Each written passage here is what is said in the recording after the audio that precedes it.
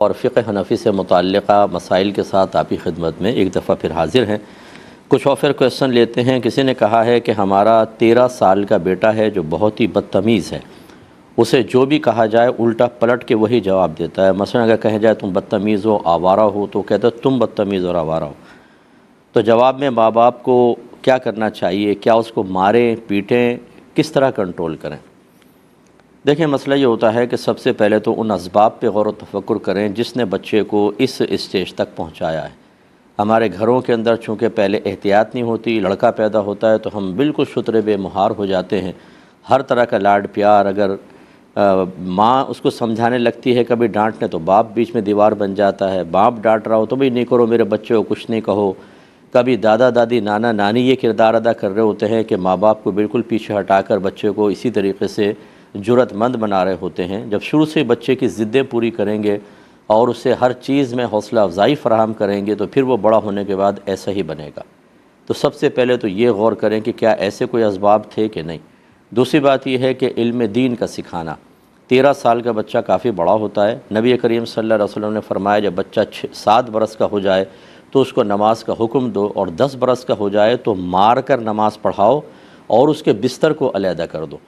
تو کیا آپ نے بالترتیب شروع سے ہی 1 سے لے کے 3 سال، پھر 3 سے 7 سال، 7 سے 10 سال اور 10 سے 13 سال، یہ بلوغت تک چلتا ہے لیکن چل ابھی وہ 13 سال ہے، کیا آپ نے اس کو دین سکھایا تھا، اس کی ذہنی اور فکری دینی تربیت کی تھی؟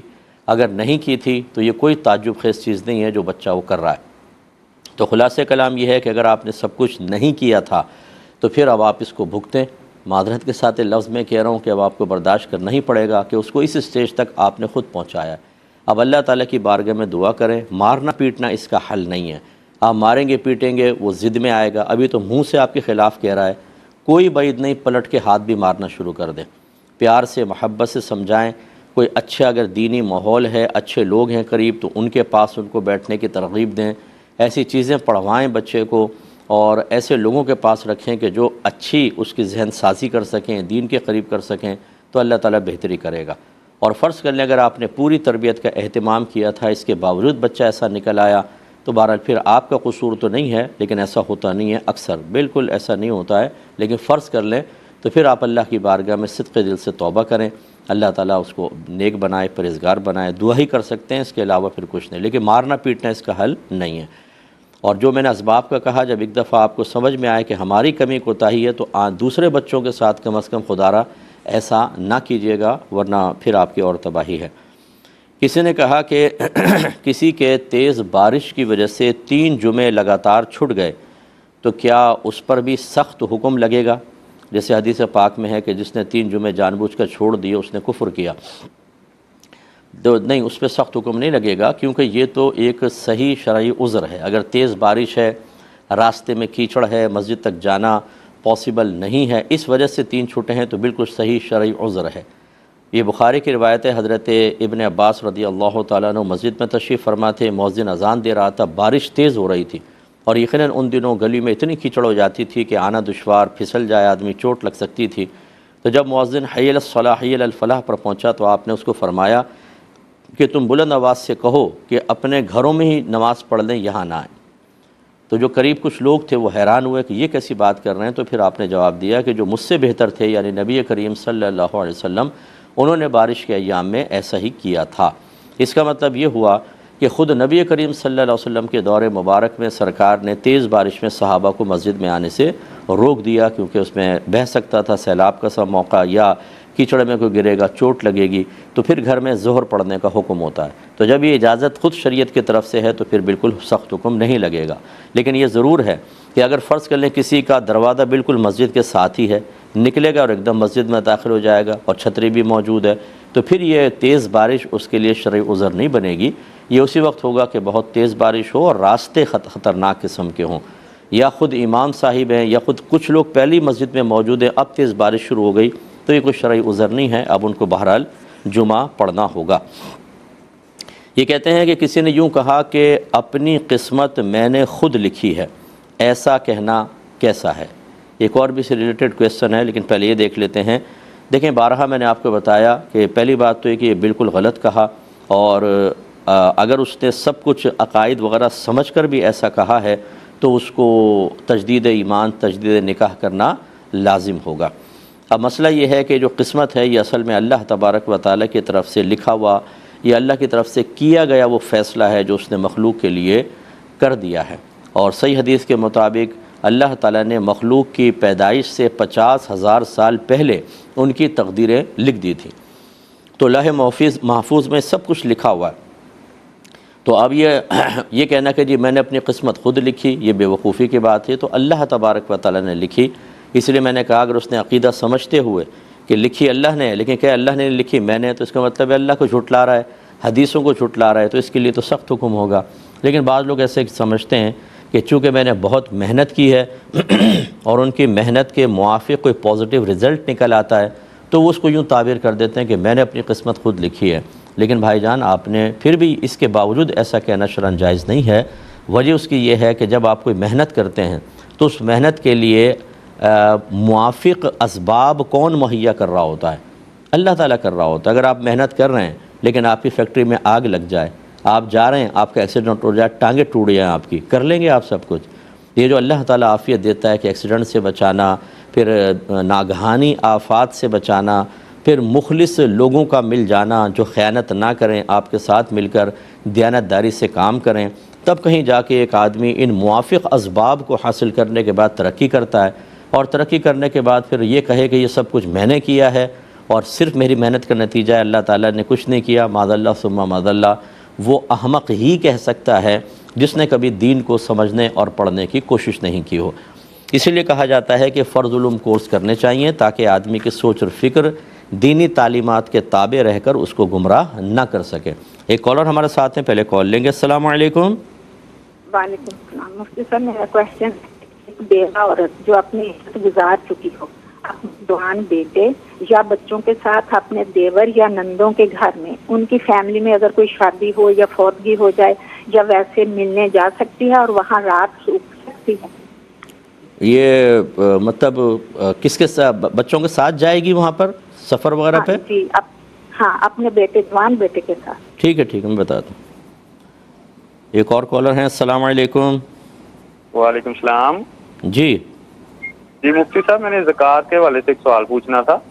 جی زکوٰۃ کا نا میرا نصاب شروع ہو گیا ہے رمضان سے، تو 4 ماہ ہو گئے ہیں، زکوٰۃ دے دی ہوئی ہے، تو اب میں چاہ رہا ہوں کہ جو گولڈ ہے نا اس کو فریز کر دوں اپنے بچے کے لیے، لیکن ابھی بچہ کوئی بھی نہیں آیا ہے، تو اس کے مجھے بتا دیں مگر فریز ہو سکتا ہے، رکھ سکتے ہیں یا دینی پڑے گی، یا نصاب شروع ہو گیا ہے، تو سارا تفصیلاً بتا دیں ذرا آپ۔ ٹھیک ہے میں بتاتا ہوں۔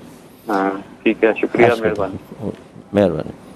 یہ بہن نے فرمایا کہ ایک بیوہ ہیں، عدت گزار چکی ہیں، تو دیکھیں جب عدت گزار لیں تو اب جو عدت کی پابندیاں تھیں ختم ہو جاتی ہیں۔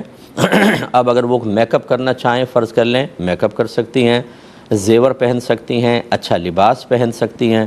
اگرچہ ہمارے معاشرے میں بیوہ کو جینے نہیں دیتے، اگر وہ ذرا سی بھی لپسٹک لگا لے اور وہ اچھا کپڑا پہن لے تو یہ عورتیں ہی کوہنیاں مار رہی ہوتی ہیں، دیکھ اس کو کیسے پر لگ گئے، جیسے شوہر مرا بھی عدت گزاری ہے پر لگ گیا۔ ارے بھائی پر لگنے کا کیا مطلب؟ شریعت اس کو اجازت دے رہی ہے تو کر سکتی ہیں بالکل۔ تو اسی طریقے سے اپنے جوان بیٹے کے ساتھ سفر کرنا، کسی کے گھر جانا شادی بیاہ میں بالکل جائز، وہاں رات گزارنا چاہیں کیا ممانعت ہوگی؟ جبکہ بیٹا بھی ہے اور دیگر گھر والے بھی موجود ہیں، کوئی حرج نہیں ہے، بالکل جا سکتے ہیں۔ اور میں تمام اپنی بہنوں سے اس کے ضمن میں گزارش کروں گا کہ خدا را اپنے گھر میں جو ہم نے ایک شریعت بنائی ہوئی ہوتی ہے اس کو ختم کریں، اصل شریعت کو داخل ہونے دیں۔ بعض خاندانوں میں نے سنا ہے وہ کہتے ہیں کہ ہمارے ہاں جب کوئی بچی بیوہ ہو جائے تو ہم اس کا نکاح نہیں کرتے ہیں، یہ ان کی اپنی بنائی ہوئی شریعت ہے، جبکہ ہمارا مذہب یہ کہتا ہے کہ عدت گزارنے کے بعد عورت کی جتنی جلدی ممکن ہو سکے شادی کر دیں تاکہ وہ اپنے گھر بار کی ہو، ورنہ تقاضائے نفسانی ہو سکتا ہے اسے گناہ کی طرف لے کر جائے۔ اور اگر فرض کر لیں کہ وہ متقیہ پرہیزگار ہیں اور گناہ کی طرف نہ جائیں تو ایک اذیت مسلسل تو اس کو برداشت کرنی ہوگی، چاہے آدمی کتنا ہی نیک و پرہیزگار ہو۔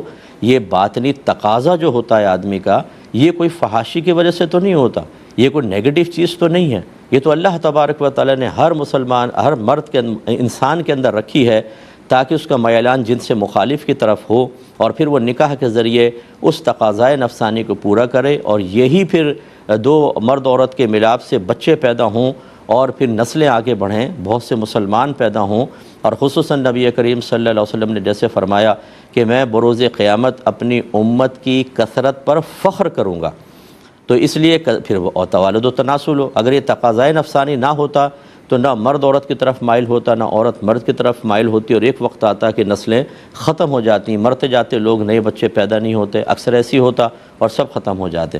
تو لہٰذا میری بہنوں سے گزارش ہے، خدا را اس طرح کے قوانین نہ بنائیں اپنے گھروں کے اندر، اور نہ کسی کے اوپر اس طرح ٹونٹنگ کریں۔ پہلے یہ دیکھیں کہ شریعت اس کے بارے میں کیا کہتی ہے، اپنی سوچ، اپنی فکر، رسوم و رواج، اور آپ کا طنز کرنا یا آپ کا کسی کو سراہنا، کسی طنز سے رک جانا، سب کا سب شریعت کے تابع ہونا چاہیے۔ اللہ تعالیٰ سمجھ کی توفیق عطا فرمائے۔ ایک اور کالر ہے ہمارے ساتھ۔ السلام علیکم۔ جی وعلیکم السلام۔ جی مفتی صاحب، میں نے آپ سے پہلے بھی کافی دفعہ فون کیا، آپ کا نہیں آج ملا ہے۔ چلیں مل گیا نا، آپ سوال کریں۔ جی میرا مسئلہ یہ ہے کہ میرا 3 مرلے کا گھر ہے، اور وہ خود سے میں نے اپنی کوشش سے بنایا، خامد کا اس میں کوئی پیسہ نہیں لگا ہوا، بچی کا نا جہیز کے پیسے تھے، بچی کی شادی کے پیسے، زیور، وہ سارا بک کے لگا۔ اب وہ اس کو دوسرے 4 اور بچے ہیں، وہ الگ ہیں، وہ ایکا بنا کے نا وہ چاروں نہیں ملتے میرے سے، ایک بیٹا اور ایک بیٹی میرے ساتھ ہے۔ تو ان کی شادی کی تھی، بچی کی بھی تو اس کو کھلا لے لیا تھا، وہ انہوں نے جھوٹ بول کے شادی کی۔ اچھا بتائیں، پوچھنا کیا چاہ رہی بہن، یہ بتائیے۔ اب یہ پوچھنے کہ جو میں مکان ان کے نام اپنے بچوں کے جو میرے پاس ہیں تو ان کے نام کر دوں، تو کوئی آیا وہ پیچھے سے بعد میں اس کو ان کو تنگ تو نہیں کریں گے کہ میری مرضی سے میں دے رہی ہوں ان کو؟ تو وہ 4 جو ہیں بعد میں تو نہیں مقدمہ کر دیں، کچھ کر دیں؟ یہ شرعی کام سے میں آپ سے پوچھنا چاہ رہی ہوں۔ اور شادی جو، ہاں جی، اور بچی کی شادی وہ نہیں کروا رہی، اس کو کھلا لے لیا اس نے، وہ کہتی میں نے اب نہیں کرنی۔ تو مجھے اس کا بھی مشورہ دے دیں کہ میں اس کو کیا کہوں، اب کیا کرنا چاہیے؟ جی میں بتاتا ہوں۔ ایک اور کالر ہیں۔ السلام علیکم۔ السلام علیکم مفتی صاحب۔ وعلیکم السلام۔ خیریت سے ہیں؟ جی الحمدللہ۔ یہ سوال میں نے پوچھنا تھا کہ ہمارے یہاں سے عمرہ کے لیے گئے تو کم علم کی وجہ سے نا انہوں نے یہاں سے احرام نہیں باندھ سکے، تو اب وہ میقات کراس کر گئے، تو اب وہ احرام کہاں سے باندھیں گے؟ نیز اگر وہ باندھیں گے تو پھر ان پر دم ہوگا، دم ساکت ہوگا کہ نہیں؟ جی ٹھیک ہے، بتاتا ہوں انشاءاللہ۔ یہ بھائی نے فرمایا تھا کہ میں نے اپنے سونے کی زکوٰۃ ادا کر دی ہے، لیکن اب میں چاہتا ہوں کہ سونے کو فریز کر دوں۔ فریز کا مطلب یہ ہے کہ اب اس پر زکوٰۃ نہ بنے کسی طریقے سے۔ تو انہوں نے سوچا شاید چلو میں اپنے ابھی بچہ پیدا بھی نہیں ہوا، اس کے لیے اگر میں اس کو مخصوص کر دوں سونے کو تو پھر اس پہ زکوٰۃ نہیں بنے گی۔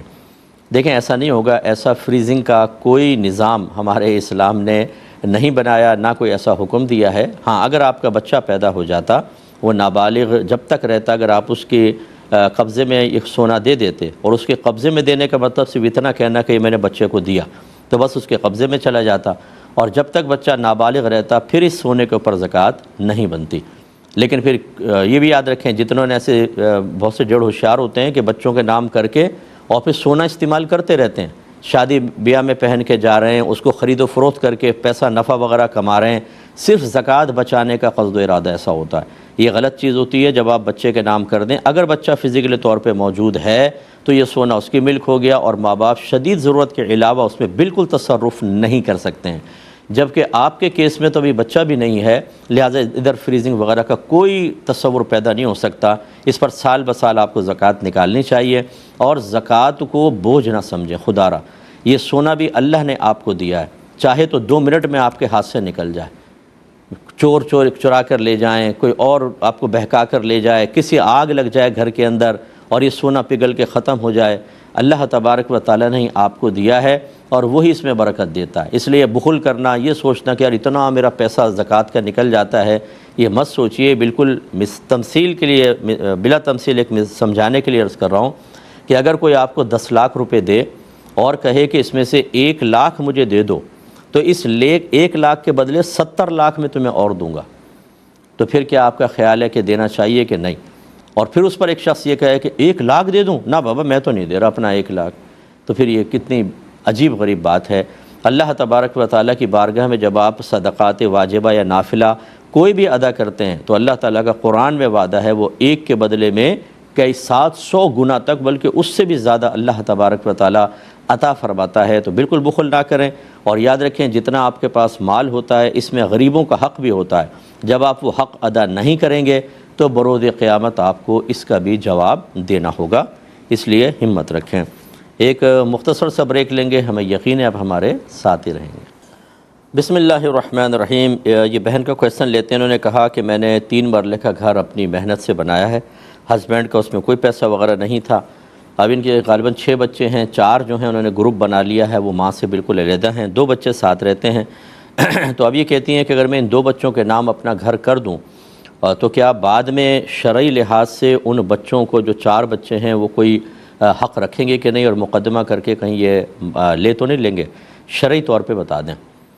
دیکھیں مسئلہ یہ ہے کہ پہلی بات تو میں اپنی بھولی بھالی بہن سے گزارش کرتا ہوں کہ اگر تو شریعت کا ان 4 بچوں کو اتنا ہی پاس لحاظ ہو کہ آپ شرعی طور پہ معلوم کر کے قدم اٹھا لیں، وہ اس کے اندر کوئی تصرف بیجا نہیں کریں گے، اگر ان کو خیال ہوتا تو یہ آپ سے علیحدہ ہی نہ ہوتے۔ ماں کے خلاف کون گروپ بناتا ہے؟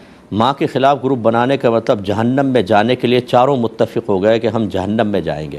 اپنی ماں کو ناراض کرنا، چاہے ماں غلطی پر ہی کیوں نہ ہو، وَإِن ظَلَمَاهُ وَإِن ظَلَمَاهُ وَإِن ظَلَمَاهُ، سرکار نے 3 دفعہ فرمایا اگرچہ ماں باپ اس پر ظلم کریں، اگرچہ ماں باپ اس پر ظلم کریں، اگرچہ ماں باپ اس پر ظلم کریں، یعنی اولاد کو ماں باپ سے حسن سلوک ہی رکھنا ہوگا۔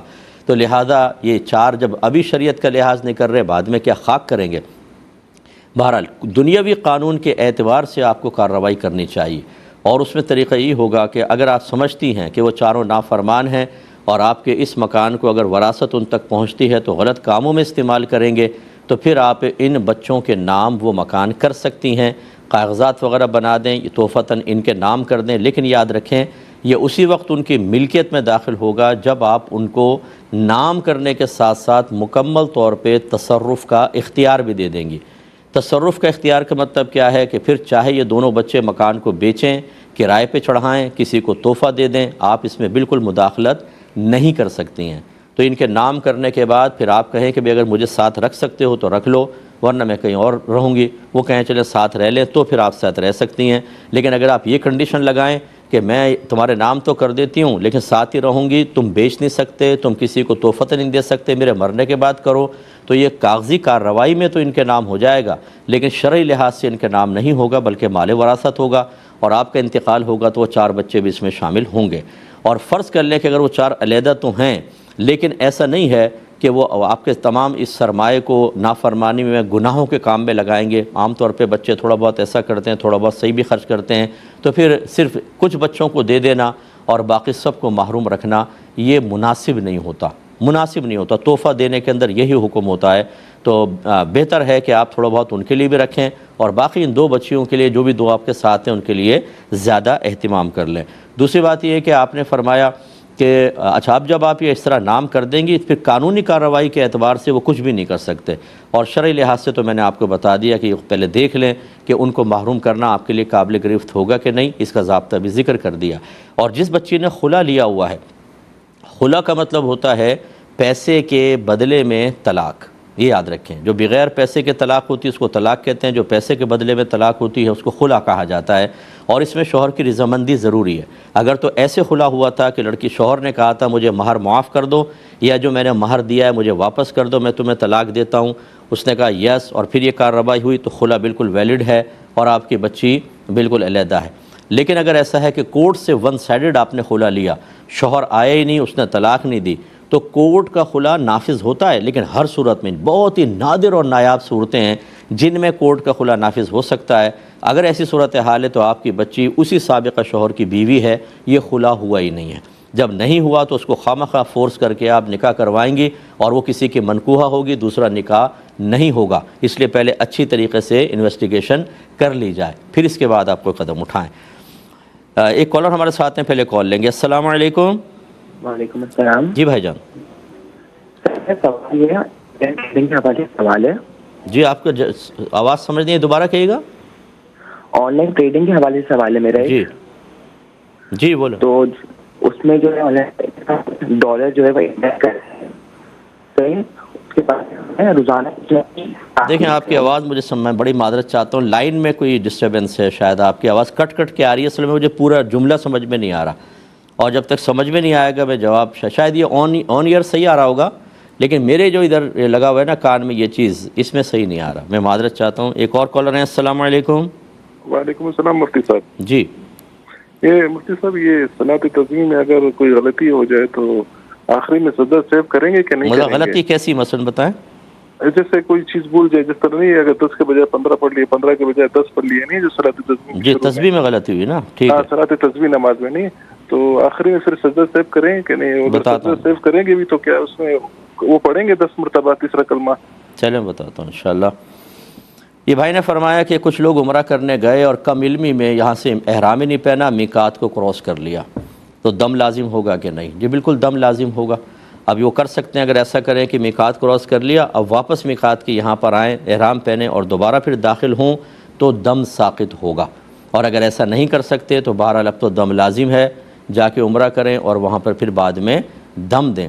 اور دم کا مطلب یہ ہوتا ہے کہ جو عاقل بالغ تھے جنہوں نے کراس کیا تھا، ہر ایک پر ایک بکرا یا دمبا حدود حرم میں ذبح کرنا واجب ہے۔ یہ ایسا نہیں کر سکتے کہ وہاں جانے کے بعد پاکستان میں کہہ دے کہ وہاں پر ایک 16-17 ہزار کا بکرا ذبح کروا دینا، بلکہ وہاں پر جانے کے بعد وہیں حدود حرم میں بکرا یا دمبا ذبح کروانا ہوگا۔ اور پھر آپ کے بڑے بھولے پن سے کہنا کہ کم علمی کی وجہ سے کراس کر گئے، یہ ہم بارہا، میرے 34 سال ہو گئے مجھے تبلیغ دین کرتے ہوئے، اور یہ ہمارا 24واں سال ہے، کمنگ مارچ میں احکام شریعت کو 24 سال کمپلیٹ ہو جائیں گے، کہہ کے تھک گئے۔ یہ آپ جتنے میں مجھے دیکھتے ہیں خدا را لوگوں میں شعور بیدار کریں، انہیں پیار محبت سے پروگرام دیکھنے کے لیے کہیں۔ میں نے بارہا کہا کہ جب آپ کسی عبادت کو اختیار کرنے لگتے ہیں، سب سے پہلے اس کے بارے میں ضروری علم سیکھنا لازم ہے، ورنہ آپ کوئی نہ میں امپورٹنٹ ہوں نہ آپ ایسے امپورٹنٹ ہے کہ عمرہ کرنے چلے گئے تو اللہ پہ کوئی بہت بڑا احسان کر لیا، یا ہم یہ سمجھیں کہ اگر ہمارا بلاوا آ گیا تو شاید ہم بہت ہی باکمال آدمی تھے تبھی تو ہمارا بلاوا آیا، سب کا کچھ نہیں، یہ تو اللہ کا کرم ہوتا ہے کہ وہ کسی کو بھی بلا لیتا ہے، اور وہاں پر جانا کوئی اللہ رسول پر احسان نہیں ہے، اپنے اوپر احسان ہے یہ۔ تو اب اگر ہم عبادت کوئی ناقص کریں گے، علم دین نہیں سیکھا ہوگا، تو ایسا نہیں ہے کہ وہاں جانے کے بعد ہم اتنے محبوب، اتنے لاڈلے، اتنے پیارے تھے کہ اللہ تعالیٰ ہر غلطی کو نظر انداز کر دے گا، ایسا نہیں ہے۔ لہٰذا گناہ گار بھی ہوں گے، یہ گزرے سارے کے سارے جو بغیر احرام کے گزرے، یہ سب کے سب گناہ گار ہوئے، گناہ علیحدہ۔ اللہ کے اتنا مبارک کام کرنے جا رہے ہیں آپ، اور گناہوں کا پلندہ اپنے سر کے اوپر لے کے جا رہے ہیں، اور اس کی وجہ کیا ہے؟ علم نہ سیکھنا۔ تو کم علمی کوئی عذر نہیں ہے، یہ شدید گناہ گار ہیں، بلکہ یہ لائق سزا ہیں، دنیا میں بھی ان کو مطلب بہت سارے امور کے اندر سزا کا مستحق بنایا گیا ہے۔ یہ تو میں نہیں کہہ رہا ہوں کہ یہ اگر آپ میقات کراس کر گئے تو آپ کو سزا ملے گی، لیکن جو کم علم آدمی ہوتا ہے اگر کم علمی میں خطا کرے تو اس کی خطا کو بعض اوقات قاضی اور حاکم اسلام قبول نہیں کرے گا بلکہ سزا جاری کرے گا، اس لیے علم سیکھنا بہت ہی ضروری ہے، انہیں سمجھا دیں۔ یہ آن لائن ٹریڈنگ کا کویسچن، یہ کیونکہ تھوڑا سا گڑبڑ ہو رہی تھی، مجھے آواز صاف نہیں آ رہی تھی، لیکن شاید انہوں نے ڈالر کے بارے میں پوچھنا چاہا تھا۔ یہ آن لائن دیکھیں، جو آپ گولڈ یا ڈالر خرید لیتے ہیں، یہ ٹریڈنگ شرن جائز نہیں ہوتی۔ وجہ اس کی یہ ہوتی ہے کہ نمبر ایک تو یہ جو آپ یہ کرنسی کا کاروبار کرتے ہیں، اس میں دونوں طرف اگر کرنسی ہے تو کم از کم ایک جو فریق ہے وہ ایک کرنسی کے حصے پہ قبضہ کر لے، دوسرا ادھار ہو سکتا ہے، لیکن سونا چاندی میں یہ بھی نہیں ہو سکتا۔ یہ میں اصطلاحی کرنسی کی بات کر رہا ہوں، جیسے آپ روپے سے ڈالر خرید رہے ہیں، کسی کو روپے دے دیے، اس نے ایک ہفتے بعد ڈالر دے دیے، یہ چلے گا، اس میں ایک جانب سے ادھار ہو سکتا ہے۔ اور دوسری بات یہ ہے کہ جب آپ نے فرض کر لیں اس طرح ڈالر خرید لیے تو پھر آپ جب تک قبضہ نہ کر لیں اسے آگے سیل نہیں کر سکتے۔ یہ بہت سی ویب سائٹس ایسی ہیں کہ وہ خالی آپ کو ڈالر کا کہتی ہیں کہ ہمارے پاس ڈالر ہیں، آپ پرچیز کریں، جیسی ڈالر کی قیمت بڑھے گی ہم آپ کو اس کا نفع دے دیں گے۔ تو اب لوگ کیا کرتے ہیں، جیسے یہاں سے میں نے 1000 ڈالر خرید لیے، ان کے اکاؤنٹ میں پیسہ بھیج دیا، اب ڈالر مجھے نہیں پتہ کہ فزیکلی طور پہ موجود بھی ہیں کہ نہیں، جیسے ڈالر ریٹ بڑھا انہوں نے میرا پروفٹ ریشو نکالا اور میرے اکاؤنٹ کے اندر بھیج دیا۔ یہ ہوتا رہتا ہے، اور جب بہت سارے لوگ اعتماد کر کے پیسہ جمع کرتے ہیں تو رفع چکر ہو جاتے ہیں سب کا پیسہ لے کر۔ تو جب تک آپ قبضہ نہ کر لیں آپ نہیں اس کو آگے سیل کر سکتے۔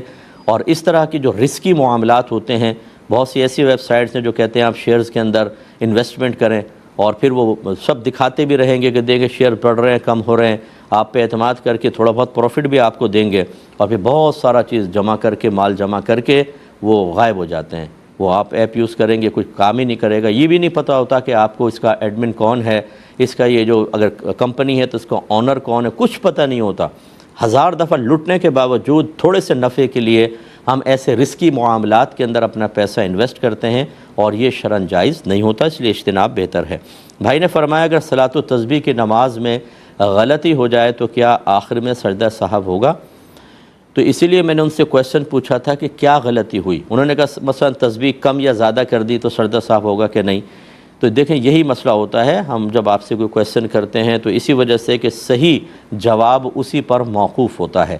یاد رکھیں کہ کوئی بھی آپ نماز پڑھ رہے ہوں، فرض، واجب، سنت، نفل، اگر اس میں آپ نماز کا کوئی واجب ترک کریں گے تو پھر اس پہ سجدہ سہو ہوتا ہے، اور اگر آپ واجب ترک نہیں کرتے بلکہ سنت ترک کر دیتے ہیں یا مستحب ترک ہو جاتا ہے، اس پر سجدہ سہو نہیں ہوتا۔ جیسے ثنا پڑھنا سنت ہے، یا اس کی تسبیحات جو ہیں سنت ہیں، ایک آدھ تسبیح کم ہو گئی، تھوڑا زیادہ ہو گئی، اس پہ کوئی سجدہ سہو نہیں ہے۔ نماز خلاف سنت ہوگی لیکن سجدہ سہو نہیں، کیونکہ ترک واجب نہیں ہوا ہے۔ لیکن جیسے الحمد پڑھنا واجب ہے، اس کے ساتھ سورت ملانا واجب ہے، آپ الحمد پڑھنا بھول گئے، آگے بڑھ گئے، سورت نہیں پڑھی، تو آخر میں اس کمی کے تدارک کے لیے یا کمی کو ختم کرنے کے لیے سجدہ سہو کیا جائے گا، اس لیے اس پر کوئی سجدہ سہو نہیں ہے۔ اصول میں آپ کو بتا چکا ہوں، یہ آپ کو معلومات ہونی چاہیے کہ نماز میں کیا کیا فرائض ہیں، کیا واجبات ہیں، کیا سنن ہیں اور کیا مستحبات ہیں۔ فرائض کے ترک پر نماز ہی نہیں ہوتی، وہ تو دوبارہ پڑھنی ہی پڑے گی۔ جیسے آپ نے تکبیر تحریمہ نہیں کہی، نیت ہی نہیں کی اور نماز سٹارٹ کر دی، نہیں ہوگی، نماز ہی نہیں ہوگی۔ اور واجب کے ترک پہ نماز ہو جاتی ہے لیکن مکروہ تحریمی ہوتی ہے، لہذا اگر آپ نے سجدہ سہو کر لیا تو تدارک اور سجدہ سہو بھی بھول گئے تو نماز دوبارہ پڑھنی ہوگی، ویسے نماز ہو جاتی ہے۔ اور سنت اور مستحب کے ترک پر کوئی مسئلہ نہیں ہوتا، اس میں کوئی نماز وغیرہ نہ لوٹانی ہوتی ہے اور نہ اس پہ سجدہ سہو ہوتا ہے۔ ایک بھائی نے کویسچن کیا تھا کہ بعض لوگ اسکوٹر یا کار میں ہوں، اگر ہم ان کو سلام کرتے ہیں تو وہ صرف اپنا سر جھکا دیتے ہیں، یوں دور سے، بس منہ سے کچھ نہیں کہتے، کیا حکم شرع ہوگا؟ دیکھیں خالی سر جھکانا سلام کا جواب نہیں ہے۔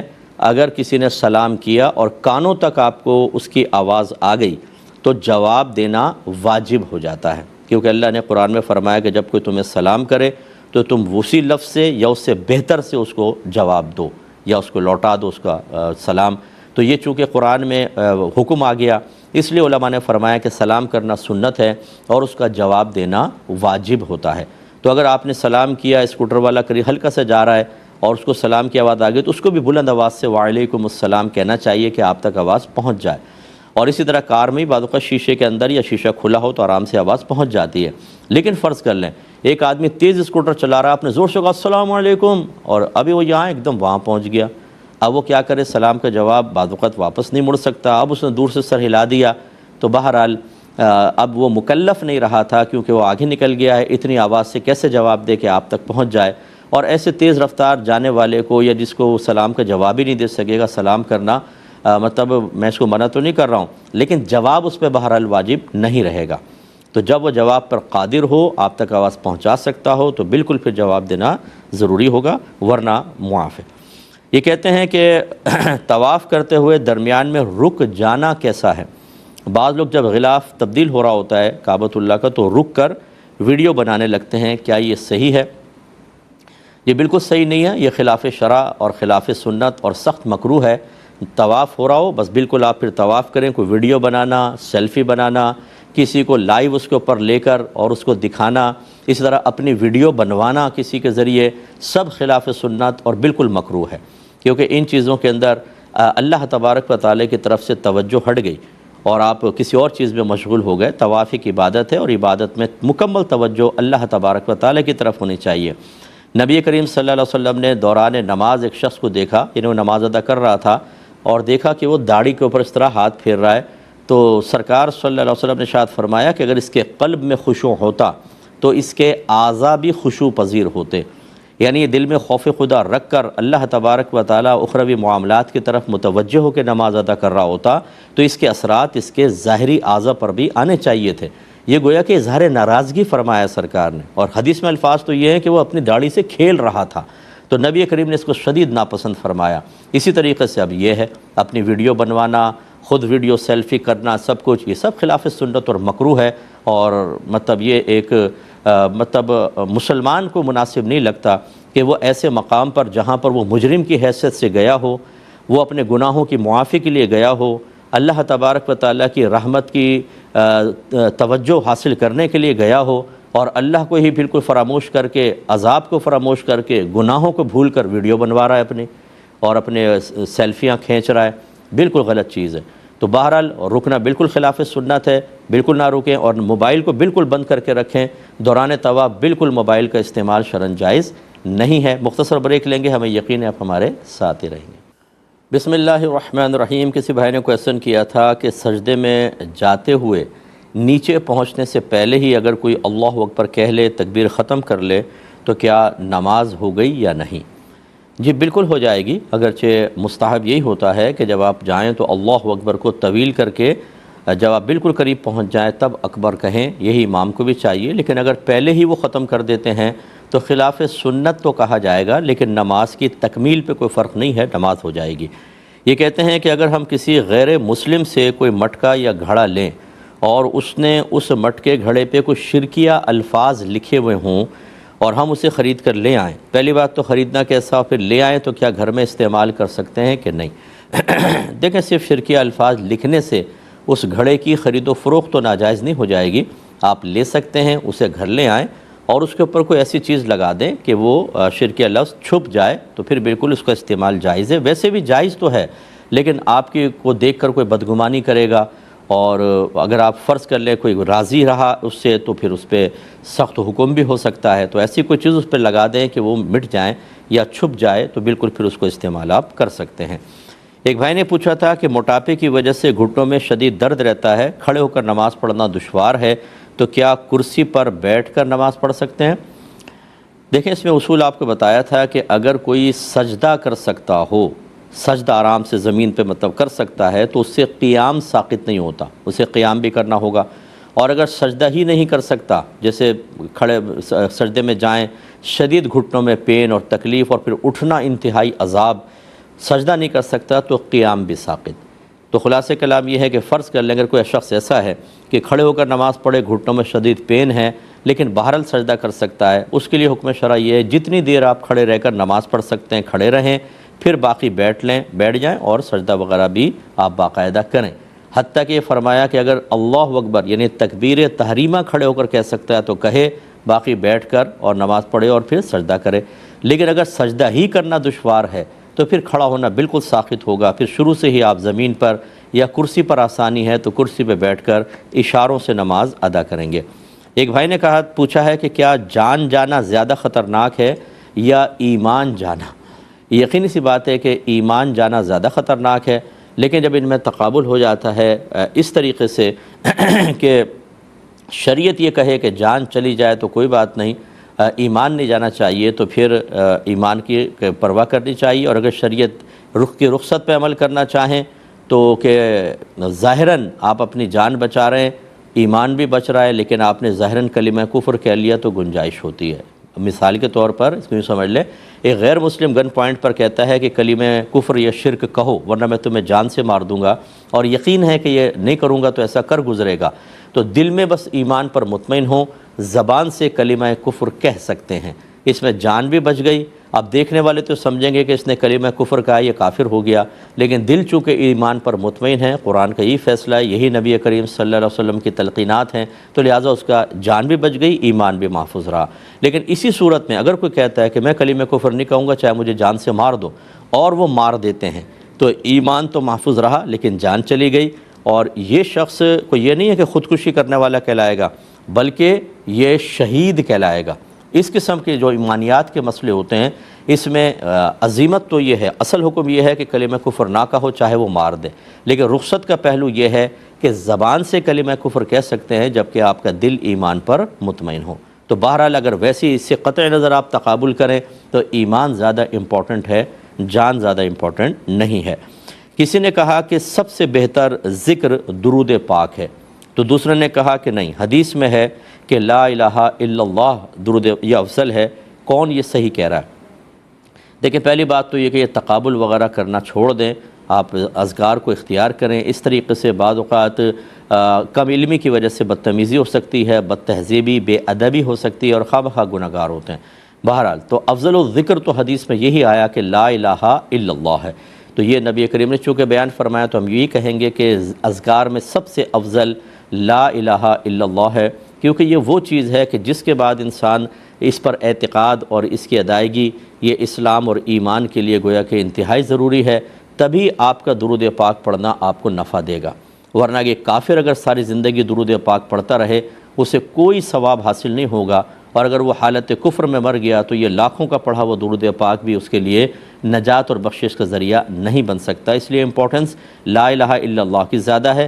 ہاں اگر فضائل اور کمالات کے اعتبار سے آپ دیکھیں جو حدیثوں کے اندر آئے تو لا الہ الا اللہ کے اتنے فضائل نہیں ہیں جتنے درود پاک کے فضائل ذکر کیے گئے ہیں۔ تو بہرحال افضل الذکر تو لا الہ الا اللہ ہے، اور افادیت، فائدے اور فضیلتیں درود پاک کی بہت زیادہ ہیں، لہذا تقابل نہ کروائیں، دونوں کو آپ اختیار کریں، یہ بیسٹ ہے۔ یہ بھائی کہتے ہیں کہ ایک بہت ہی پڑھا لکھا شخص ہے، وہ شریعت کی ہر بات پر تنقید ضرور کرتا ہے، اس کا اصول یہ ہے کہ جو میری عقل میں نہیں آئے گا میں اس کو نہیں مانوں گا، لہذا وہ کہتا ہے کہ جیسے وہ حضرت سلیمان علیہ السلام نے اپنے دربار میں تخت منگوایا تو ایک لمحے میں تخت کیسے آ سکتا ہے، یہ نہیں ہو سکتا۔ ایسی نبی کریم نے چاند کے 2 ٹکڑے کیے، یہ کیسے ہو سکتا ہے زمین پہ کھڑے ہو کے 2 ٹکڑے کرے۔